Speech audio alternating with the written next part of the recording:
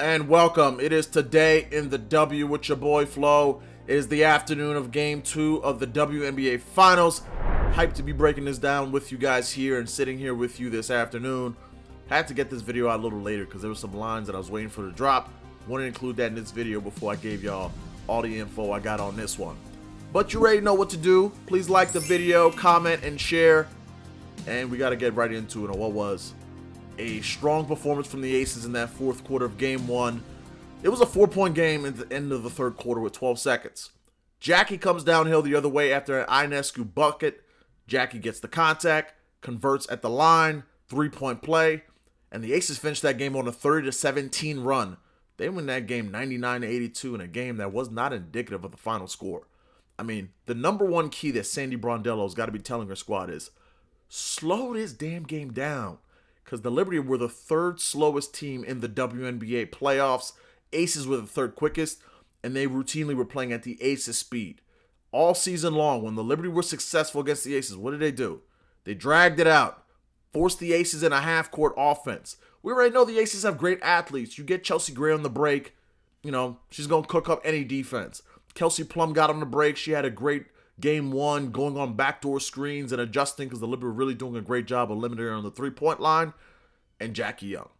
We called them Jackie Young threes. The fact that the Liberty were going under on those screens, they got to go over because Jackie will make them pay.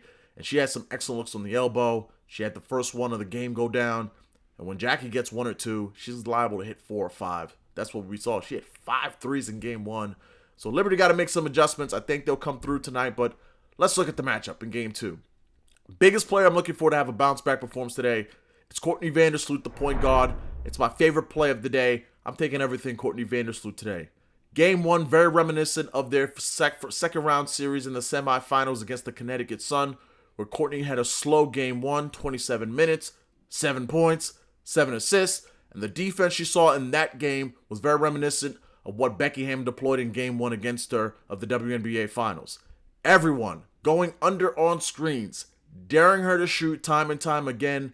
And you saw that Vandersloot's a player who's very unselfish. She can get her own shot. She's a solid to above average scorer, but she's more of a distributor and facilitator. So you saw that the Aces were sitting back in those passing lanes waiting for the passes to come through. And we saw at times they gave her upwards of 5 feet of room on those 3-point attempts, especially when she came off of this pick and roll action with Breanna Stewart. So I think you're going to see a game where you see Breanna Stewart and Jonquel Jones, the two dominant bigs of the Liberty, the gravity of when they get the ball in the post, and the fact that Kelsey Plum and company are going to dare Sloot to shoot the basketball. Game 1, she had 25 minutes, a little bit lower than we've seen her for before. Only had 4 of 11 shooting, very lackluster, and 6 assists on the game, but it was a game where she was really tentative. I think she's going to do what she did in game 2 against the Connecticut Sun. She's going to put that thing up because I think as soon as she gets the look, she's got to fire. I like Courtney Vandersloot's 9.5 points at -120 because for the Liberty to get this done and get out of this one hole that they're in, they need her to play 33, 34 plus minutes to dice into the lane. Kelsey Plum cannot guard agile point guards. That will be the matchup. And I think you're going to see Vandersloot in that crafty 34-year-old veteran is going to show all the guile of a big game performance tonight in game 2. For that same reason, I also like her 6.5 assists at -113. Great value because we're getting one of the best distributors, if not the best distributor in the WNBA in a must-win game, in a spot where you know the Liberty will be desperate, come out with a huge sense of urgency. So give me both of those. What else do the Liberty need to do to win this game? Well, we saw Sabrina Ionescu got held in check. Excellent job by Becky Hammon, doing to her what she did to Arike Agumbawale in the semifinals, trapping her, not letting her get that 3-point shot off. You just knew that the Aces came into this series and saying, we're not going to let Sabrina go crazy like she did in several of those matchups against us during the regular season. But I'm going right back to the threes. It opened at -125. It's currently at -148. I'm riding with Sabrina Ionescu's threes. I think that this is a big game performance for her. She goes at Kelsey Plum. There's a huge disdain between the two players. I think with Sabrina, she just got to let it fly a little bit. She played under her normal minutes in game 1. And I got to say, Sandy Brondello had a little bit of a questionable rotation. Jocelyn Willoughby was playing in there, and Maureen Johannes played extra minutes because she was on fire. Can't blame her there. But I don't think you're going to see Maureen Johannes play the 20 minutes that she played in game 1. Maybe back to that 12 to 15 range. More Sabrina Ionescu usage. and I like her for 3 threes tonight.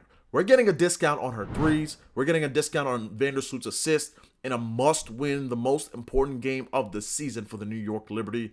I like them to win tonight. And another reason I like them to win, not to stay on all Liberty here, is Betnijah Laney.